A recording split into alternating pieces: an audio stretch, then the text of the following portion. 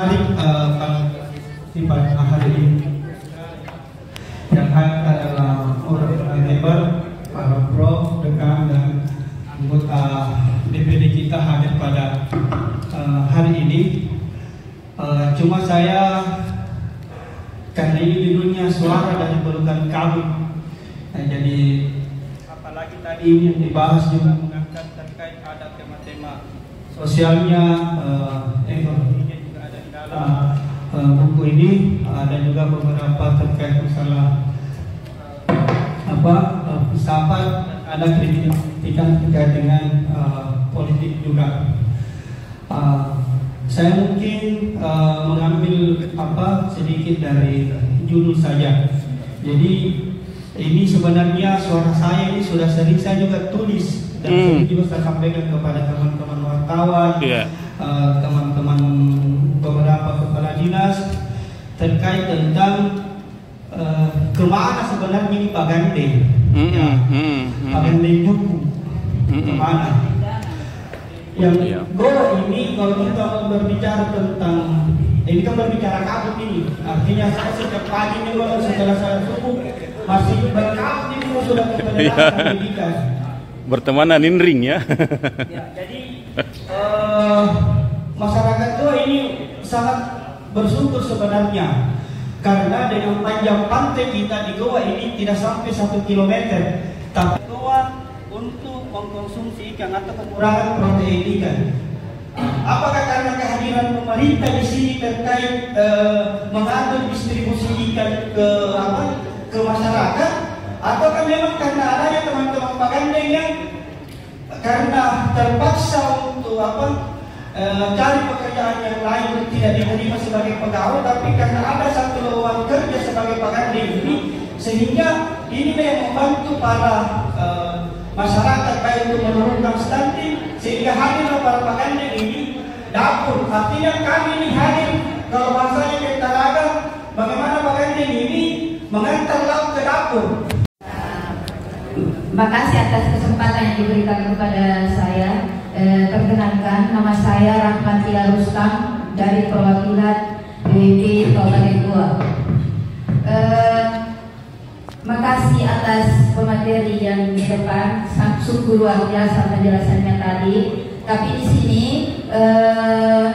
saya mau bertanya dulu langsung sama penulisnya. Iya. Pak Sekdis Mustami Braga. Yang ingin saya tanyakan di sini, kalau saya perhatikan dari bukunya ini dan judulnya saja sungguh menarik. Baru judulnya saya baca di sini, suara dari pelukan kabut, sungguh menarik. Yang saya tanyakan kepada penulisnya Pak Sekdis Mustami Braga, yang ingin saya tanyakan di sini, saya ingin meminta penjelasan secara singkat mengapa mengangkat judul ini suara dari pelukan kabut. Ini penjelasannya biar secara singkat. Makasih atas kesempatan yang diberikan saya. Assalamualaikum warahmatullahi wabarakatuh. Saya yang untuk menentukan masa depan. Iya.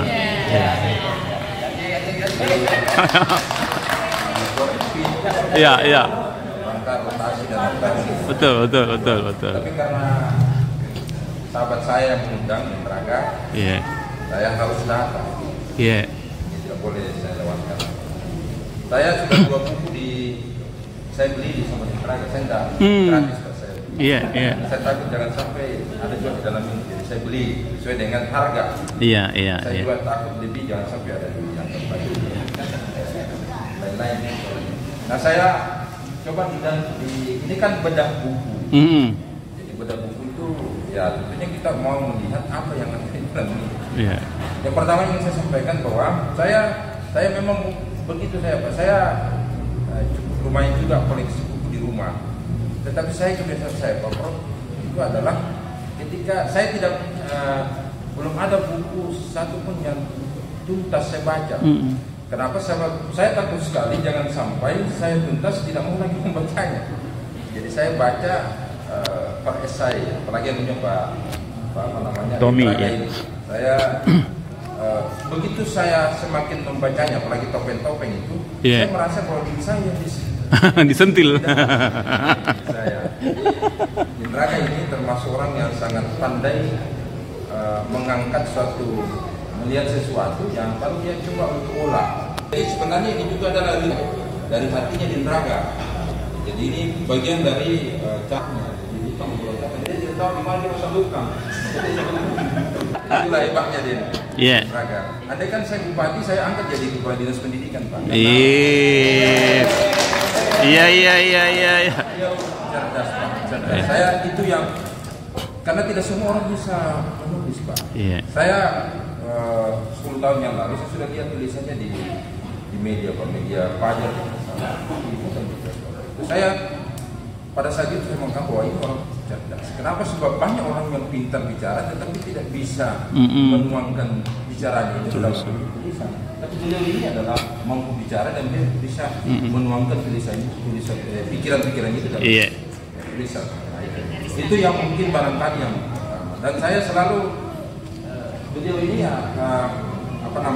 selalu saya komunikasi, Pak, dan setiap pada saya komunikasi itu saya tahu bahwa semakin saya komunikasi semakin kelihatan kecerdasannya. Jadi mungkin barangkali ada pikiran dulu Pak Bupati yang lalu itu bahwa ditempatkan di perpustakaan semakin banyak. Tapi bukan pengambil kebijakan, ya bukan pengambil kebijakan. Beliau ini mau sekali apa yang dia tuliskan ini dia bisa terapkan. Dan itulah yang saya lakukan. Makanya saya sedikit-sedikit saya membaca. Begitu saya membaca per esai itu, apalagi kalau buku-buku yang tentang manajemen, saya terapkan langsung. Saya terapkan langsung itu supaya saya bisa mengempatkan itu. Jangan sampai saya baca buku ini tapi tidak ada gunanya juga. Makanya saya praktekkan itu apa yang saya dapat di setiap buku yang saya baca, termasuk di sini. Yang saya dapatkan itu adalah bagaimana untuk mengoreksi diri saya. Karena semakin dibaca buku ini semakin kita semakin tersinggung. Kita bersyukur pada hari ini kita berada di tengah-tengah orang minoritas. Maaf, Prof. Saya harus menyebut ini profesor ini minoritas, Pak. Karena dari 282 juta penduduk Indonesia cuma 8.118 yang profesor. Mohon maaf kalau koreksi, Pak. Salah duanya ada di sini, Pak. Dan dari 512 anggota DPD, dari 282 penduduk Indonesia cuma 512 anggota DPD. Salah satunya ada di sini. Kita berada di tengah-tengah orang minoritas. Bahwa 152, sorry, sedikit Pak. Saya mulai begini Pak Moderator. Setiap zaman itu ada orangnya. Kalau Prof Ahmad kalau tidak salah di kata pengantarnya menyebut di buku ini Pak Mustamin Raga itu atau Tommy Arga adalah seorang yang menulis dengan gaya bahasa Gunawan Muhammad, maka izin Prof, saya teringat di era 90-an kalau tidak salah ada dua tokoh yang gaya menulisnya hampir persis sama dengan Tommy Arga, tapi bukan beliau yang ikut di Tommy Arga, tapi Tommy Arga yang ikut. Tokoh itu adalah seorang seorang Ishak Geljaratan, pasti teman-teman ini paham dengan gaya menulisnya. Di setiap hari Kamis di kolom pajak itu dengan kolom kalau tidak salah nama kolomnya masalah kita. Pasti Pak Rahman Tommy Arga juga tahu itu. Dengan tokoh yang kedua yang saya maksud adalah Pak Quatrumi. Kolomnya itu kalau tidak salah namanya Gelitik. Persis gaya menulisnya seperti itu. Tokoh yang ketiga saya tambah dengan gaya-gaya seninya adalah mirip-mirip namanya Tommy Arga, Rahman Argil. Jadi gaya seninya seperti itu. Karena ini benda buku yang saya mau tanyakan ke Pak penulis, ke Pak Tommy Arga ini adalah ada dua buku Pak. Yang pertama Topeng Topeng kalau tidak salah. Ini buku kedua. Kenapa buku yang kedua yang dibedah? Kenapa bukan buku yang pertama yang dibedah? Biasanya kan kalau dua pasien Pak, yang pasien pertama dulu dahulukan. Ini kan kita bicara bedah Pak. Mati Mija. Dari komunitas penulis kampung sosial, saya tidak berbicara panjang lebar seperti ini di Tawa. Pada minggu saya hanya sebelum saya bertanya, saya membacakan puisi pendek yang sempat saya tulis tadi malam setelah saya kesini dan baca judul bukunya.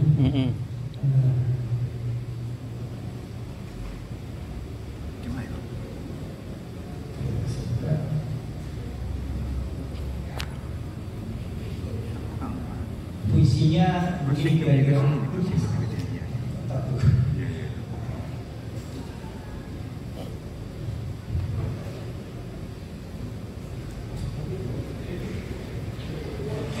Labu-labu aku tanya.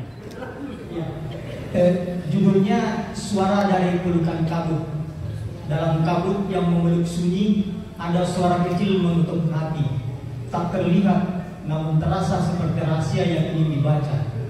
Suara itu bukan sekedar kata, tapi harapan yang mencari cahaya. Meski kabut menutup pandang, pesan tetap hidup terus bergema panjang. Pertanyaannya, melihat dari suara pelukan kabut, ingin sampaikan itu puisi ataukah apa lagi namanya puisi ataukah romantis? Terima kasih. Assalamualaikum warahmatullahi wabarakatuh.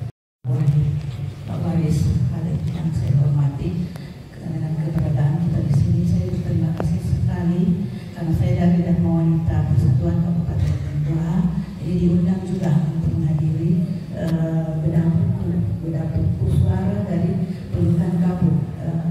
Sepintas kita melihat bahwa dari judul ini itu memperlihatkan bahwa isinya ini pasti banyak masalah sosial budaya yang terdapat yang ditulis di dalamnya karena ada kabutnya, Pak. Jadi pelukan kabut berarti maksudnya di dalam ada selimut-selimut berbagai masalah yang kurang begitu karena ada kabut. Nah, tadi sudah Profesor Andi Ahmad disampaikan bahwa ini ciri khas daripada penulis ini adalah menggunakan bahasa sedang ke bawah, bukan bahasa tingkat tinggi, tapi yang mudah dicerna oleh seluruh lapisan masyarakat sehingga mampu untuk kalau bisa diterapkan ya bisa karena ini merupakan kebiasaan banyak yang merupakan salah satu adalah adat atau tradisi masyarakat kita yang ada di Indonesia, termasuk yang ada di Kabupaten Goa. Misalnya ada di situ dikatakan masalah sampah, masalah kebersihan toilet, ya, dan sebagainya. Tadi saya sempat membaca bahwa tradisi kita di Indonesia ini kita sudah membudayakan itu. Kalau kita ketemu bukan lagi salah, tetapi cipika-cipiki, maksudnya ini sudah berubah menjadi seperti kebiasaan dan adat istiadat yang sebenarnya kalau secara Islamnya itu tidak benar, tapi baik. Saya atasannya akan berada Juku. Oh, okay. Baik, assalamualaikum warahmatullahi wabarakatuh. Alhamdulillahirobbilalamin. Allahumma sholli ala Muhammad wa ala ali Muhammad. Saya secara pribadi merasa berbangga, merasa bersyukur bisa hadir di memenuhi undangan saudara kami dan Raga. Perlu kami sampaikan bahwa memang untuk Denraga ini banyak sebutan-sebutan, Pak. Ada Tommy Harga, ada Karenta, ada dan terakhir itu di grup kami adalah menjadi ketua. Jadi setiap ada une-une kami dari grup sekretaris, dia didorong, Pak. Maksud saya kami mendorong itu supaya ia mau remo. Iya mau remo. Iya. Karena ditanya pensiun boleh dari mana dia mau remo lagi. Kami bersahabat sejak kami di dinas sosial. Dinas sosial itu memang dinas yang besar yang melahirkan beberapa dinas. Ada dinas sosial sendiri, damkar, pemberdayaan perempuan, tenaga kerja, pemberdayaan perempuan dan anak, dan banyak sekali, Pak. Makanya kami berkumpul di situ. Dan ini secara pribadi saya juga pernah bersaingan dengan beliau. saling, tapi bersaingnya kadang main siku dan saya juga main peluk. Oh. Jadi setelah saya membaca dari judul suara dari program tahun ini, sebenarnya saya bisa berasumsi bahwa ini bukan suaranya Denraga, ini suaranya istrinya. Jadi pada saat mungkin Denraga lagi santai-santai di rumah atau lagi di kamar, istrinya berteriak ini. Ya. Deng, ngapain juga kamar mandi ya? Muncul kamar mandi. Iya, muncul saya kamar mandi. Ngapain dia pintu kita tanya deh, muncul ada saya pintu. Mungkin juga pada saat ada paket datang, mungkin karena ibu wanita ini mau yang gratis, maka jadi butuhkan kita yang gratis.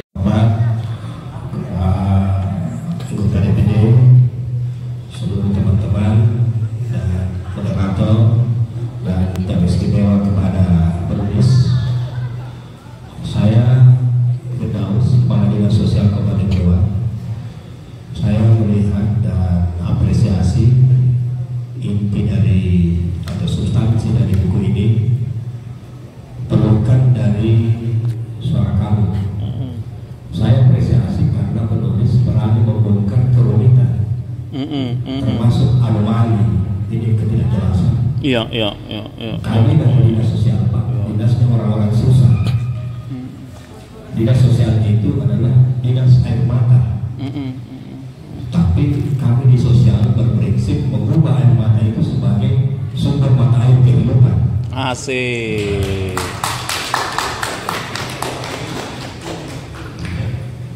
Saya melihat di buku ini, pertama adalah pintu. Pintu itu saksi bisu. Iya. Tapi jangan lupa, Pak, setiap pintu ada penjaganya. Makanya kita diwajibkan masuk pintu bersama. Karena pintu itu bukan sekedar daun pintu yang bisu, tetapi ada penjaga yang kita tidak lihat. Makanya hati-hati memasuki sebuah pintu. Pintu WC pun kita masuk, ada doanya, Pak. Apalagi pintu rahim, Pak. Ya kan? Oke. Kan pintu kemana dia, Pak? Itu pintu, Pak. Iya. Yang kedua, saya melihat sampah. Iya. Sampah yang sering kita abaikan. Saya anggap ini juga adalah sebuah kerumitan. Dan saya apresiasi penulis. Sampah menurut Pak anggota DPD di Jepang, mohon maaf, saya juga pernah di Singapura, Pak, tidak melihat juga namanya tempat pembuangan sampah. Bahkan saya mau buang sampah, saya kantongi, Pak, sampah itu. Kenapa? Karena apa yang disampaikan anggota DPD itu mengajak kita disiplin supaya jangan buang sampah di sembarangan tempat. Dan kalau tidak bisa membersihkan, jangan mengotori. Iya. Seperti itu. Saya sangat berani. Tetapi sampah ini kalau kita bisa olah, ini menjadi sumber kehidupan. Ya. Kenapa? Karena kita lihat, Pak, pemulung itu kita lihat kehidupannya sangat rumit. Tetapi sesungguhnya kalau kita sampai penelitian, itu hampir sama dengan ajal-ajal dan gepeng di lampu merah. Karena kita lihat kehidupannya, tetapi kalau kita lihat tabungannya, Pak, Ya. karena itu lebih banyak tabungannya isinya dibanding tabungan kita. Iya. Bukan saja tekanan untuk kita bisa melaksanakan suatu kegiatan yang ada di SKPD, tetapi tentunya bisa menjadi suatu catatan-catatan yang dibukukan oleh pemerintah daerah dalam hal ini. Siapapun yang mampu berperan menciptakan dan menulis buku tentang bagaimana Kabupaten Goa ini. Ya. Judul foto Senyum di Kota Bunga.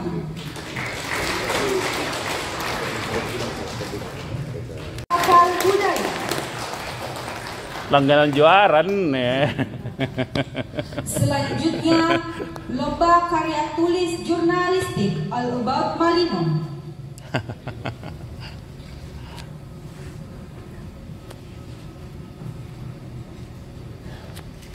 Haisani.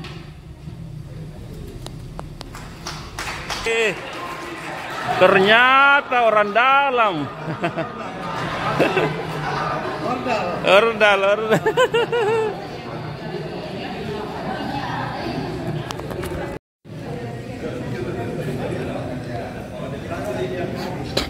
Lomba foto karya jurnalistik juara 3 Bapak Anas Tanda KBN Antara, judul foto camping ground. Ya, mantap. Juara 2 Bapak Tawakal Hardian Fajar, judul foto Tiup di Kota